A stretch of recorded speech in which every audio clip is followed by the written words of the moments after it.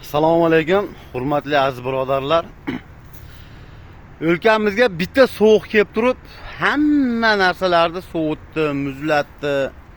Ko'pchilik silosni sotdi, ko'pchilik sotolmadi. Mana shu dehqonni bir nima desa bo'ladi? Dehqonni bir mehnatiga bir achinadigan holat bo'ldi mana shu. Dehqonlar ham yaxshi ishladi-yu, lekin qimmatroq sotaman deb mana sovuq og'izga qo'ydi. Endi mana shu sovuq olgan makkamizni sekin bir boshdan ko'rasizlar. Bak yaramaydi. Dumbullar mana ahvoli chataq bo'lib qoldi. Mana pishmagan. Bo'ldi, pishdi. Endi sotib olganlar maza qildi, sotolmaganlar mana jicha qiynalib qoldi. Sovuq olib ketdi. Bu silosga yaramaydi o'zi aslida. Bo'lmaydi. Ayni dumbulni ko'ramiz. Dumbulda sovuq olibdimi, olmabdimi? Dumbulni sovuq olgan yo'q. Mana. Mana zo'r holatda turibdi. Dumbuli yaxshi ekan, suv chiqyapti. Dumbuli yaxshi. Lekin foyani sovuq olgan. Kila bosmaydi. Kech qolgan dehqonlar uchun bittadan layklarini ayamaysizlar umiddaman. Tez kunlarda mana shu poyani o'ramiz. Xudo xolasa narxi qanchadan chiqyapti, bir oshdan sizlarga yoritib beramiz.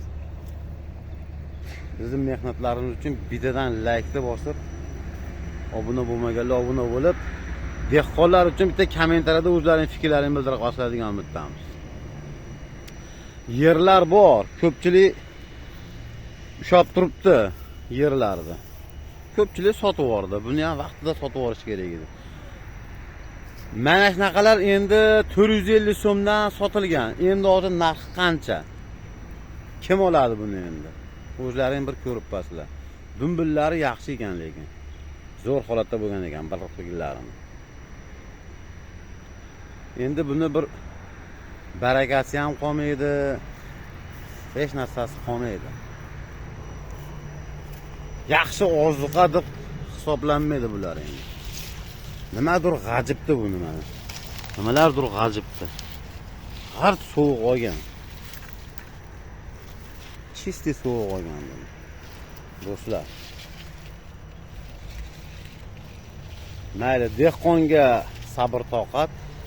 Endi bo'p turadi bunday narsalar. Uchrab turadi. Bizda Oltiariqda uzumlar ham qolib ketgan. Uzumlarda ham sovuq olgan. Endi mana bu yerda Qo'shtepa tumanida bu. Farg'ona viloyati Qo'shtepa tumanida makkani o'rimdan chekis qolingan sovuq olib ketgan. Dehqonlar uchun bittadan laykni bosib, kommentariyada o'zlarining fikrlarini bildirasizlar. Qanjonlaringiz sog' bo'lsin.